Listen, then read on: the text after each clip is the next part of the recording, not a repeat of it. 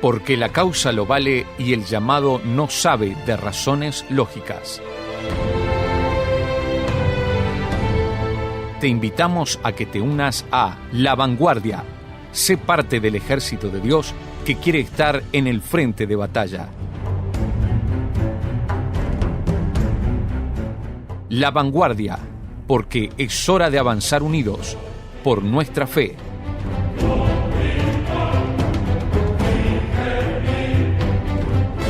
¿Te has preguntado alguna vez por qué estamos tan lejos de lo que han estado otros? ¿Estamos viviendo la fe de la manera correcta? ¿Qué nos distancia de otros hermanos que vieron y conquistaron más en sus épocas de peregrinaje? No queremos ser fatalistas, pero tampoco caer en el idealismo que nos proporciona el conformismo. Bienvenidos a La Vanguardia. David Silva les saluda en un nuevo programa y una nueva serie, a la que vamos a darle el título Una mirada a la fe. Y estamos muy contentos de contar con la participación de alguien muy querido en el Río de la Plata y gran parte de América Latina, como lo es el pastor Salvador Delutri. Así que te invitamos a que no te muevas de donde sea que te encuentres escuchándonos y que no te pierdas de este tema que todo cristiano de tu generación debería escuchar hoy. Pausa y ya venimos. Si quieres comunicarte con nosotros, por favor envíanos un mensaje de WhatsApp a través del número +598 91 610 610. Conéctate con nosotros a través de nuestra dirección de Instagram. Encuéntranos como La Vanguardia_RTM. También podrás acceder a nuestros contenidos en Spotify. Nos encontrás como La Vanguardia RTM.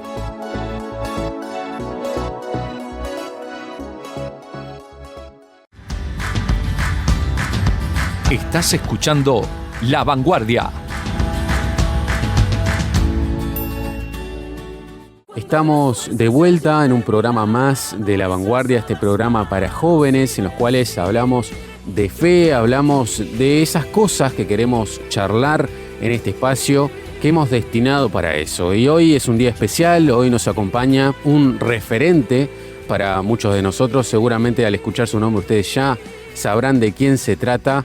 Su nombre es Salvador Delutri y está con nosotros desde Buenos Aires. Está estos días por el país y quisimos tomarnos el tiempito y agradecerle a él por el tiempo que se ha tomado para charlar juntos sobre un tema que es más que importante en estos tiempos. Bienvenido, Salvador. Gracias por estar con nosotros. Gracias y gracias por la bienvenida. Para mí siempre es un placer poder colaborar con un programa de jóvenes, aunque ya la juventud a mí me queda lejos, pero sin embargo disfruto del contacto con los jóvenes, siempre. Nos alegramos mucho, pastor, y crea que es así, ¿eh? Siempre estamos al pendiente de lo que usted tiene para decir a esta nueva generación y a la iglesia toda, ¿no? Que es la idea desde su rol, desde el rol de esos hombres de Dios que han decidido destinar tiempo al pueblo de Dios.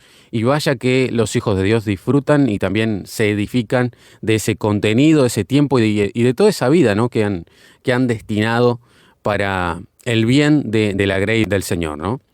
Bueno, entrando ya en materia, vamos a hablar sobre la falta o la pérdida de la épica en la fe cristiana, un tema que usted conoce muy bien, y quería comenzar dando la definición de épica para aquellos o aquellas que no tengan mucha idea de qué estamos hablando, ¿no? La épica, la definición general que tenemos, es un género literario constituido por relatos de hazañas de héroes que representan los ideales de una clase guerrera o aristocrática y de toda una sociedad que asocia a estas personas con sus orígenes y destino como pueblo. Esa es la definición que tenemos general de épica.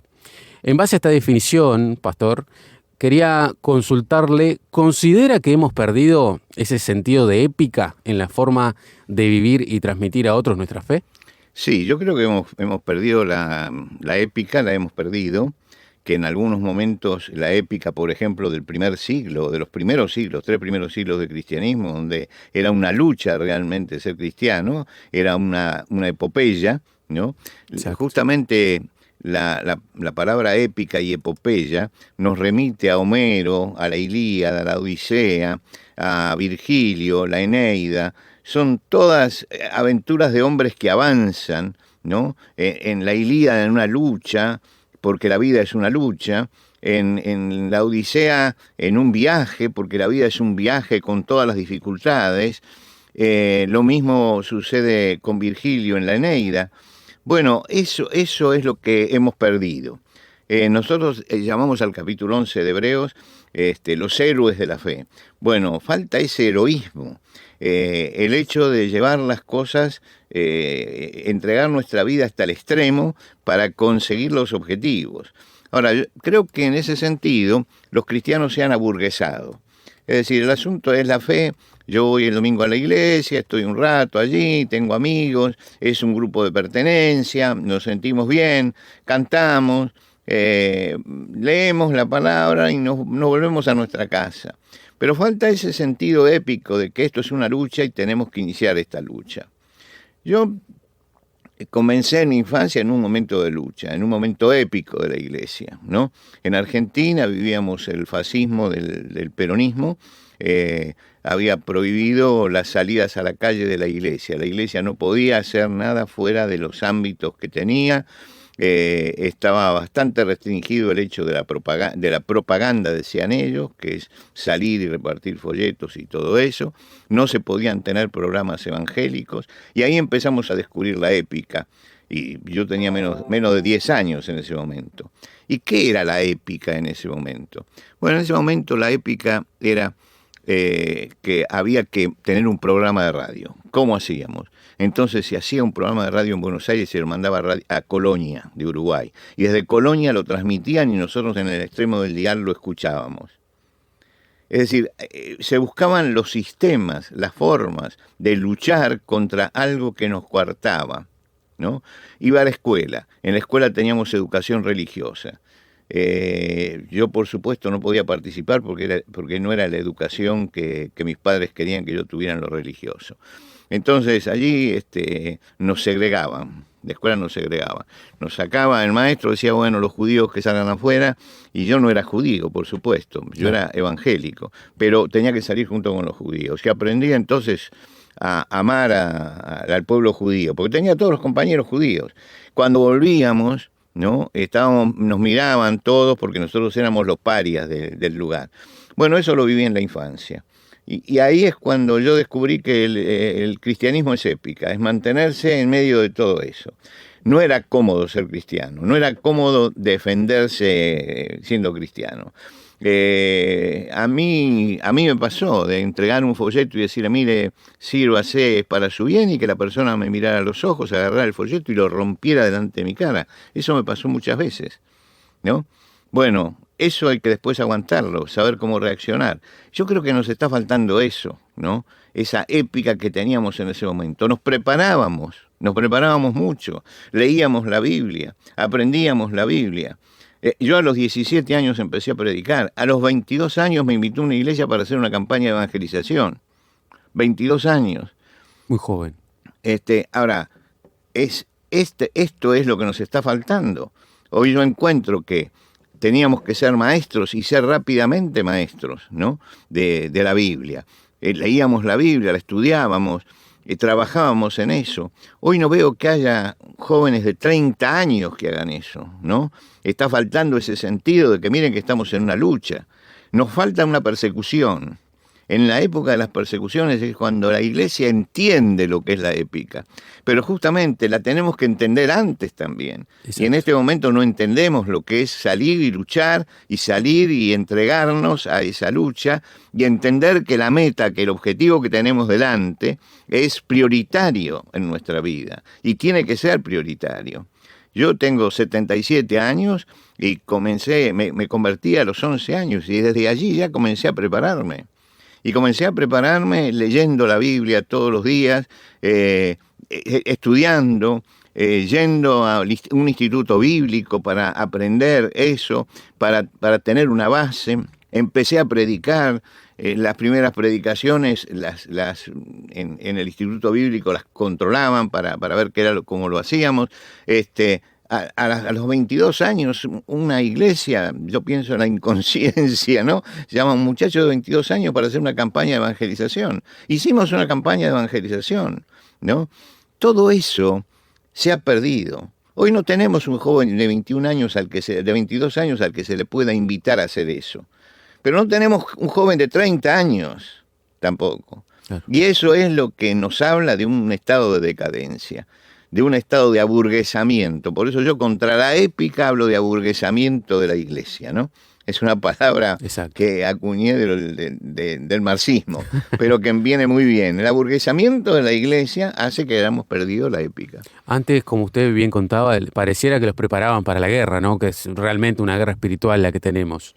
Hoy por hoy pareciera que simplemente es un requisito para ser parte de un grupo, ¿no? El pasar por un instituto, el prepararse. Antes había una meta clara, ¿no? Estar directamente en el campo de batalla, hablando en este vocabulario épico, para alcanzar más almas, ¿no? Que era la finalidad. Hoy por hoy, lamentablemente, varios están cayendo más bien en un ambiente de quién sabe más, ¿no? Para alimentar más que nada un ego en el conocimiento que para volcarlo en la obra. Sí. ¿No?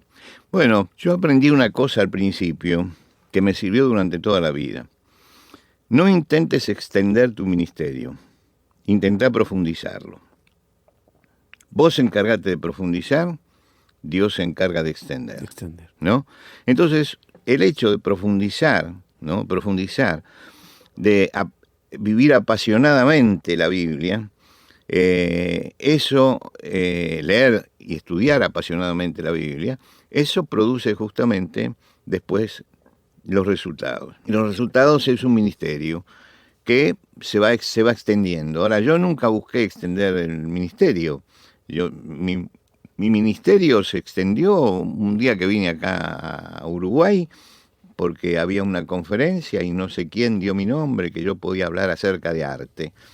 Bueno, vine con unas filminas en aquel momento y un retroproyector, pedí un retroproyector y expliqué un poco cómo era la evolución del cristianismo en el arte. Y yo era muy joven. Y después me fui con una frustración tremenda, porque digo, ¿quién sabe qué pasó? Pero resulta que allí había alguien que me estaba escuchando, que dirigía un gran movimiento y me llamó aparte y me dijo, ¿usted no vendría a Guatemala a dar esta misma conferencia en un evento que estamos haciendo? Y le dije, sí, yo iría.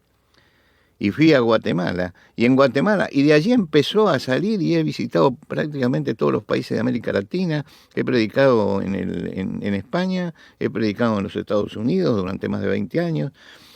Yo no lo busqué esto vino. Exacto. Ahora, hay algunos que salen buscando eso, y cuando uno sale para buscar no lo encuentra, ¿no?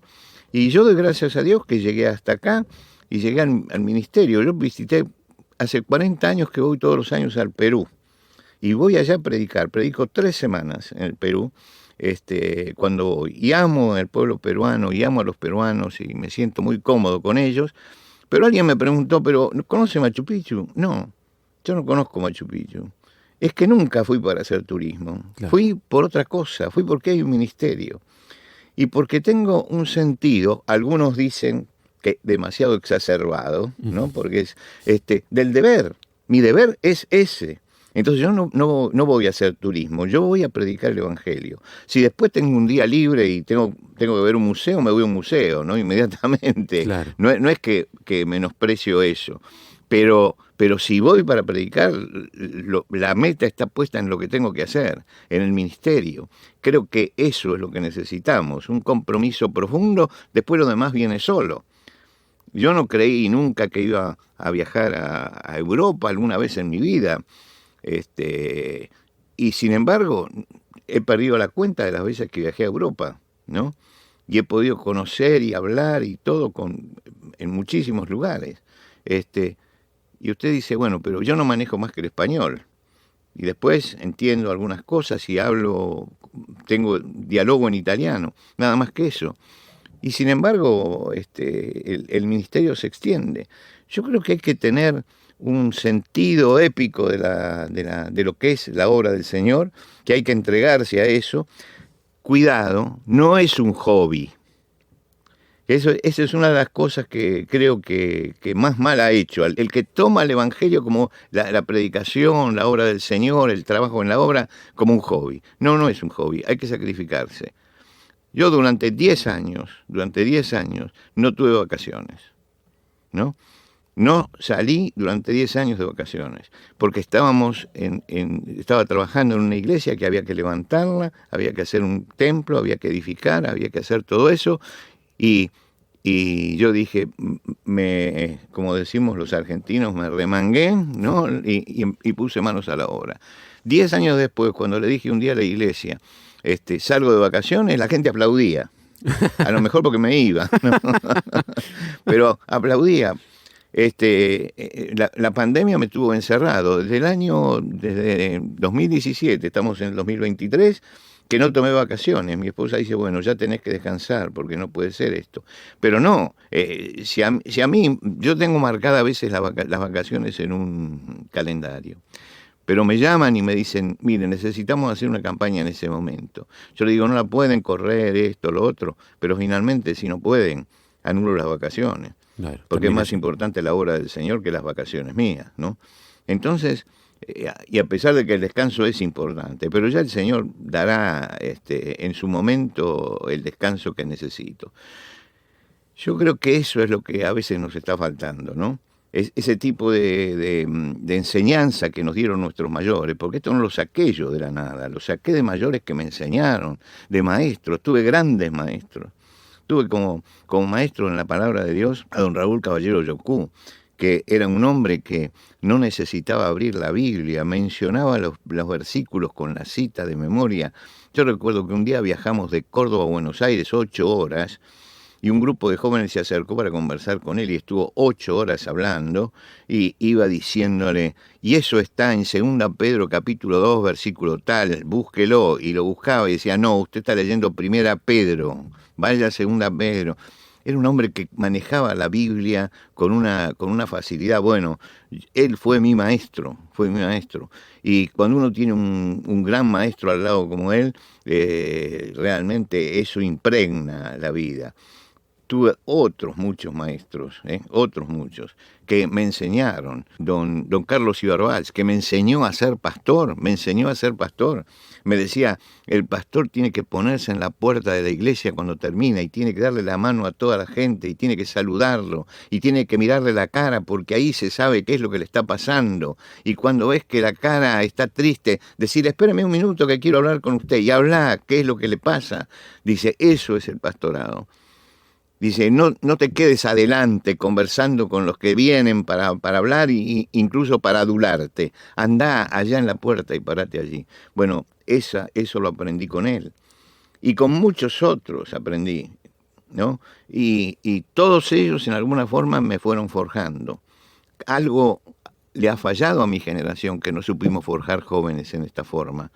Tengo que asumir culpas también en esto. Hemos hecho lo posible. Hemos tratado de ser ejemplo en muchas de estas cosas. Bueno, no sé, algo falta, pero falta ese sentido épico de la fe. Exacto, pastor, exacto. Lo escuchaba muy atentamente y en un momento de estos conceptos que usted nos compartía, dijo que nos haría falta una persecución, ¿no? Justamente es otra de las preguntas que tengo. ¿Ser occidentales no nos distancia de una realidad que al parecer es más cruda en otros lugares, en otros continentes, como el Oriente, por ejemplo? Sí, nosotros no entendemos lo que es la persecución. No entendemos tener que pagar un precio por ser cristiano. Las persecuciones son como un cernidor, ¿no? Es decir, sacuden a la iglesia y queda aquello que es verdadero. Nadie puede desear una persecución. Pero yo digo que haría bien en una iglesia burguesada tener algún tipo de presión externa para que entendamos cuál es el rol que tenemos que cumplir. Y creo que por allí es donde se ha visto siempre que las iglesias en medio de persecuciones y en medio de problemas han crecido. Las iglesias del Perú tuvieron un problema muy grande con Sendero Luminoso, y en ese momento una iglesia de 200 miembros, se queda sin pastor, y se pone a orar al Señor. Oró 2 años para que el Señor le mandara a algún obrero para hacer eso, porque había que evangelizar a la ciudad. No le voy a contar toda la historia, pero esa iglesia, 50 años después, porque este año cumple 50 años desde esa oración en soledad, fundó 98 iglesias, una sola iglesia, se fue multiplicando en 98 iglesias. Y yo calculo que hay más de 75.000 cristianos que solamente esa iglesia orando llevó adelante. Con un plantel en este momento de pastores maravillosos. Yo estoy muy comprometido con ese movimiento, ¿no? Y es un movimiento bíblico, cristocéntrico, ¿no? Que es un movimiento ejemplar para América Latina, que está cumpliendo 50 años y que está pensando también en qué pasa con la nueva generación, qué es lo que va a hacer. Porque ellos hicieron su parte. ¿Por qué? Porque sufrieron mucho con Sendero Luminoso. Porque en muchos pueblos del interior llegaba Sendero Luminoso a la iglesia, sacaba a los pastores y a todo y los fusilaba delante del pueblo. Tremendo. Y el pueblo tenía que llevar el ataúd llorando y cantando al Señor. Y cuando uno vive todo eso, después se da cuenta de la importancia que tiene la fe. Y esta es la importancia. Yo estoy recibiendo noticias de Ucrania, los pastores ucranianos, cómo en este momento están diciendo, hay que entregar la vida, vamos a entregar la vida, no hay problema, pero nos vamos a mantener aquí. Pastores que están viviendo situaciones muy difíciles, incluso en América Latina, y que sin embargo han dado todo en ese lugar, pero siguen adelante.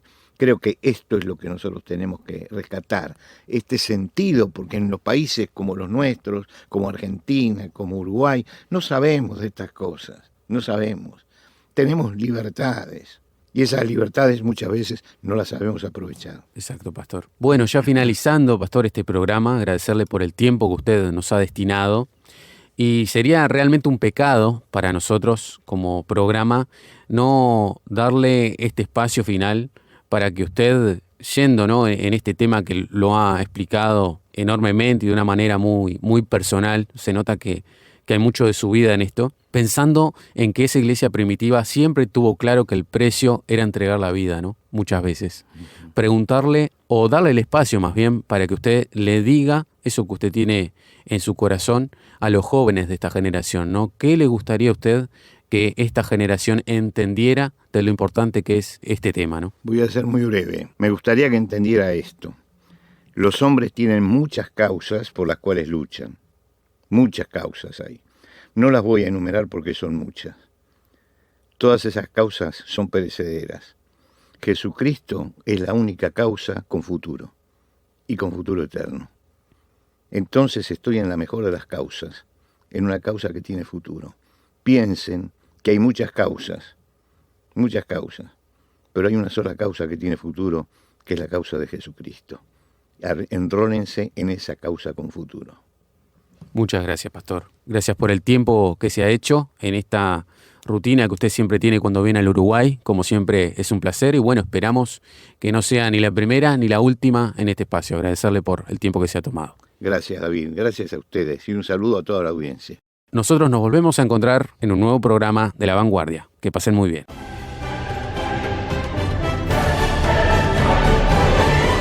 Esto ha sido todo por hoy, pero te esperamos en una próxima ocasión para equiparnos y animarnos mutuamente en un nuevo programa.